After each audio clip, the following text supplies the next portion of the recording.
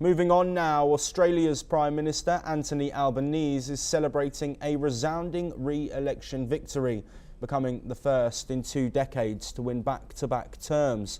The centre-left Labour Party is projected to expand its majority, defying months of trailing polls and growing voter frustration over inflation and cost of living pressures. But the tide turned when the opposition Conservatives, led by Peter Dutton, proposed slashing the federal workforce and forcing public servants back into offices 5 days a week. That move, likened to Trump-era policies, sparked backlash and was seen as unfair to working women.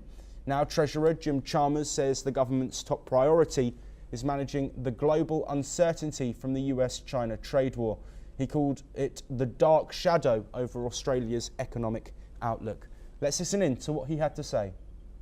Obviously, the immediate focus is on this global economic uncertainty, particularly the US and China part of that and what it means for us. And so I was able to be briefed on that, what's happening in markets and what it means for the Australian economy. So clearly that's the immediate focus. And again, I think one of the reasons why we got this big majority last night is because people recognised that if you wanted stability while the global economy was going crazy, then a majority Labor government was the best way to deliver that.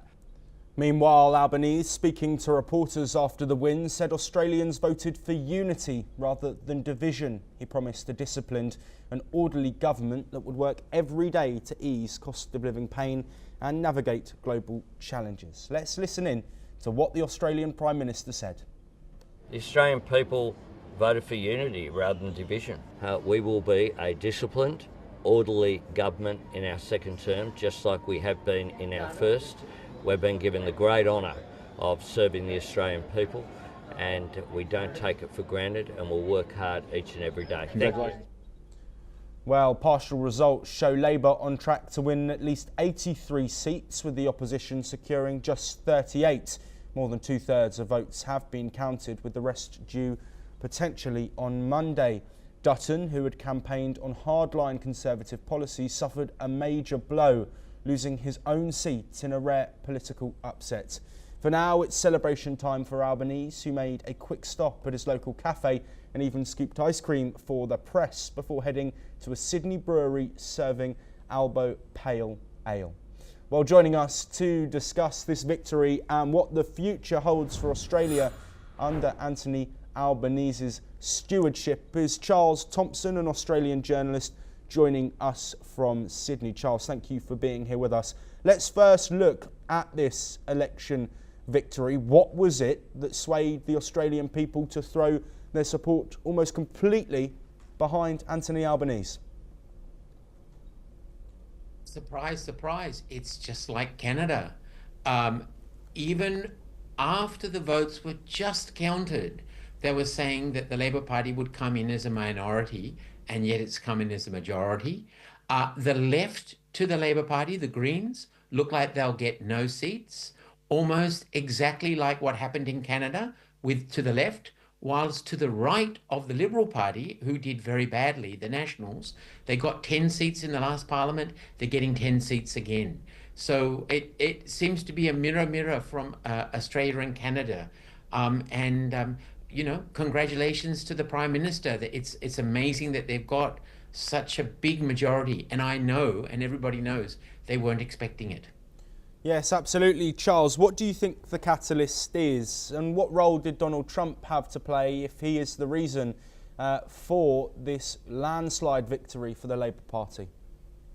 I think what it is uncertainty. Of course, Trump played a factor, but it's the big uncertainty, the big unknown. And for some reason, this spooked more people to the left of the Labor Party, just like it did in Canada with the Liberals to the left of them. It spooked them, rather than voting for minor parties, to vote for the main party on the left side of politics. And the result is that Labor Party now has a thumping majority. And it looks like they'll also get it in the upper house, in the Senate too. Of course, it's a complicated voting system in the upper house. It will take a bit of time, but there's a possibility that either they may, or they may still need the support of the Greens, but not of all the other smaller parties.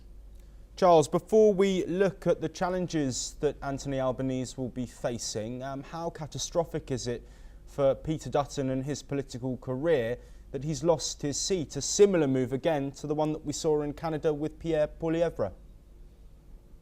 Oh, you see, he's had that seat for many years. It's always been on a fine margin.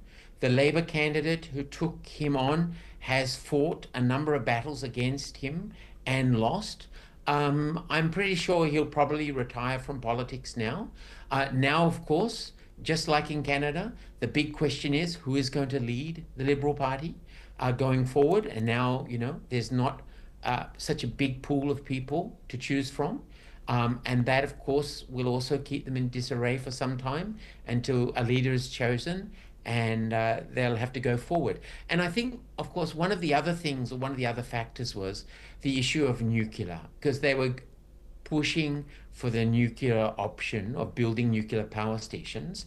And definitely in the middle of politics, the people who vote either Liberal or Labour from time to time, I think that was a bit disconcerting considering the amount of money they wanted to spend on it. Yes, Charles, let's move on now to some of the issues in Australia that Anthony Albanese is going to need to overcome if he's going to continue this level of support that he has seen at the election. We know, obviously, cost of living is an issue. Could you delve deeper into that and any major other issues that he will have to tackle during this next term? Cost of living is a big issue. Petrol is very expensive. Because of the tariffs from Trump, everybody's superannuation, or in India, as we call it, I think it's PF, provincial fund, has all dropped. So it's a knife edge as far as cost of living is concerned. So he's going to have to address that over this next term if he wishes to win yet again government. And that's a big factor amongst Australians. Yes, Charles, thank you ever so much for being here with us and joining us to provide an insight as that reign gets underway, the second